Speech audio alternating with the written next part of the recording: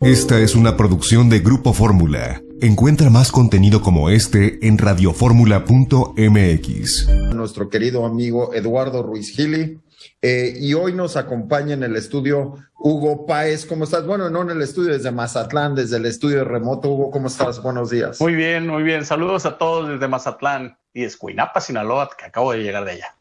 Excelente, bienvenido, querido Hugo. Y Liliana Alvarado desde la Ciudad de México. ¿Cómo estás? Desde la heladísima Ciudad de México.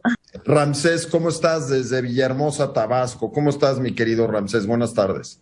En un día soleado en la azotea, tomando el sol. Y hoy pues vamos a platicar un poco de qué está pasando con los periodistas, cómo están en el blanco de la intolerancia y por supuesto el crimen organizado. Y eso no es un tema nuevo, Hugo.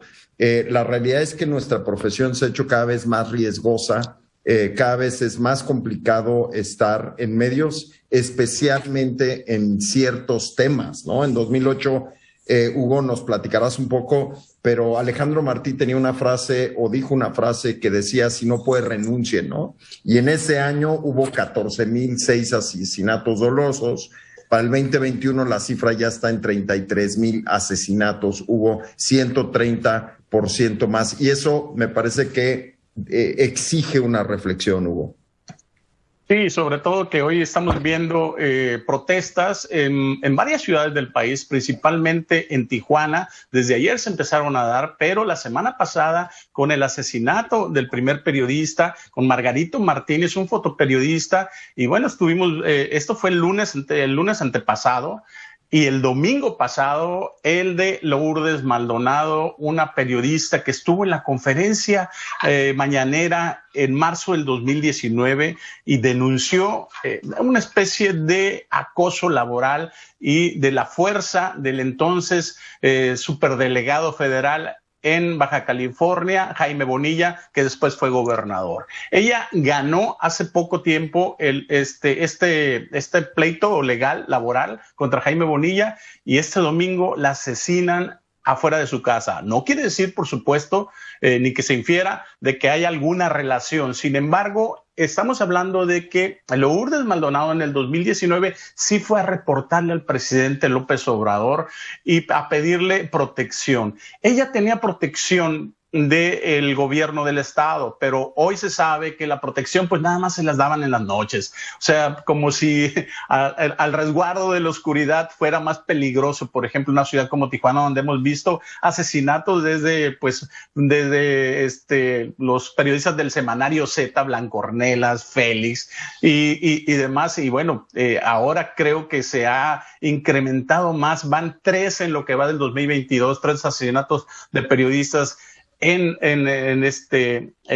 la República Mexicana. Y estamos hablando, por ejemplo, que hay un reporte de Artículo 19, una asociación dedicada a la protección de periodistas y estudiar la violencia contra la libertad de expresión, medios de comunicación y periodistas, que desde el 2000 se han asesinado 148 periodistas relacionados a estos asesinatos con su labor.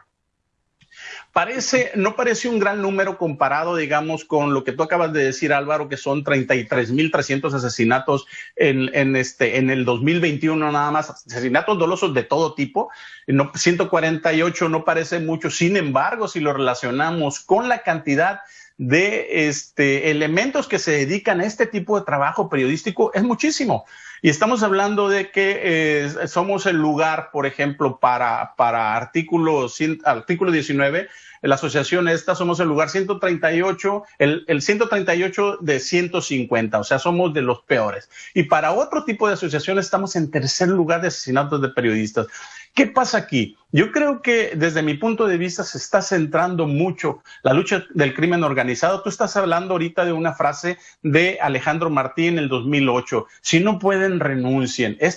A él le mataron un hijo secuestrado, el crimen organizado, y ahí fue una voz que realmente repercutió a nivel mundial. Estamos hablando de que ese año fueron 14,006 asesinatos dolosos. Sin embargo...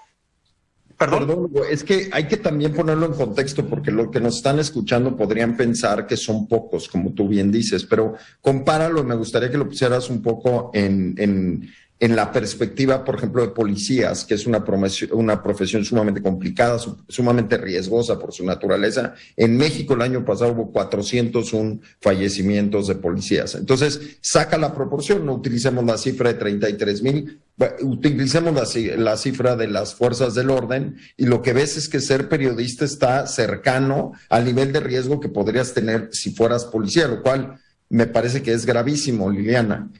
También es cierto que siento que hay otros factores relacionados con este tema que empeoran la situación, ¿no? Uno, y ustedes no me dejarán mentir, es el papel que actualmente tiene la Comisión Nacional de Derechos Humanos, que pues prácticamente no ayuda en mucho. No existe. Y bueno, exacto, no existe. Como, no existe, ¿no? No existe la comisión. Sí. Y es grave, ¿no? Es Con grave. Rosario Piedra Ibarra no existe, sí. Muy grave que tengamos esa ausencia ahí en la Comisión Nacional de Derechos Humanos, como bien dice Hugo, no existe.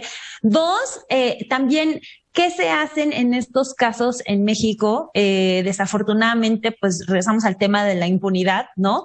Se sabe que se mata a estas personas y cómo se hace, pero, o sea, ¿qué tanto los ciudadanos después nos enteramos sobre los causales, ¿no? Siempre se dice, digo, ya estamos cansados de llegaremos a las últimas consecuencias y daremos con los autores intelectuales y materiales y bla, bla, bla, bla, bla. Llevamos sexenio tras sexenio oyendo estas mismas declaraciones de diferentes autoridades que realmente nos dejan a todos muy insatisfechos, ¿no? Muy insatisfechos. Ramsés.